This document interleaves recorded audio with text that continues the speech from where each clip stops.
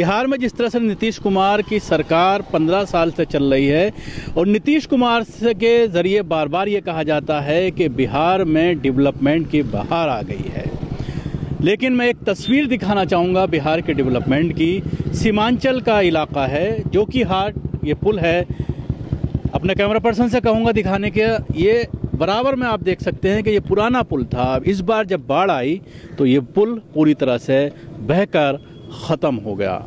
पूरा नशीबी इलाका है, धान की फसल तैयार है और इलाके के लोगों का ये कहना है कि हर साल यहाँ पर बाढ़ की समस्या बनी रहती है। जब ये पुल टूट गया 3 महीने तक लोग इस पुल को टूटने के बाद इस नदी को क्रॉस करने के लिए नाव का इस्तेमाल करते थे और एकमात्र रास्ता नाव के ज़रिए अपने शहर तक जाने के लिए नाव का इस्तेमाल करते थे अगर किसी को कोई काम होता था।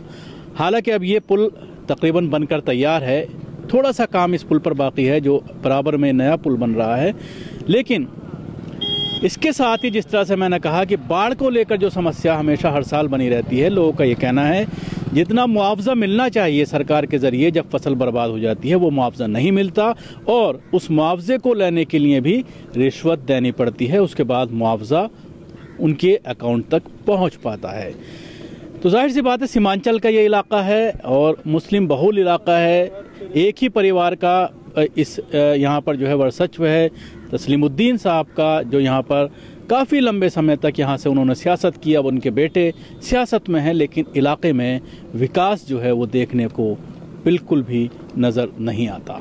और कभी आपने ऐसा देखा नहीं होगा, ख़ासतौर से अगर आप किसी बड़े शहर में रहते हैं, कि जब तक पुल पूरी तरह से तैयार ना हुआ हो, उस पर जब तक कंक्रीट की रोड ना पड़ी हो, उसके बाद ही ट्रैफिक को जाने दिया जाता है। बाकायदा उसका इनॉग्रेशन होता है और कई बार ये देखने में आता है कि जब बड़े नेताओं के पास टाइम नहीं होता है, अगर कोई बड़ा पुल होता है तो उसका मुख्यमंत्री इनॉग्रेशन करता है और नहीं तो एमपी और एमएलए करते हैं, लेकिन अगर उनके पास वक्त नहीं रहता है तो उस पुल को पूरी तरह से बंद रखा जाता है। लेकिन इस पुल पर आप देख सकते हैं कि कितनी समस्या है, वो दिखाना चाहता हूँ मैं आपको कि लोग बनते हुए पुल से भी गुजर रहे हैं और सरकार की तरफ से उस पर कोई पाबंदी नहीं है।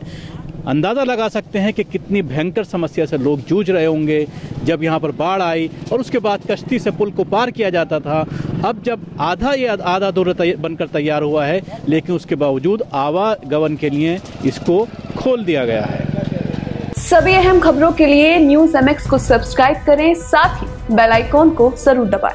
लाइक, शेयर, कमेंट करना ना भूलें।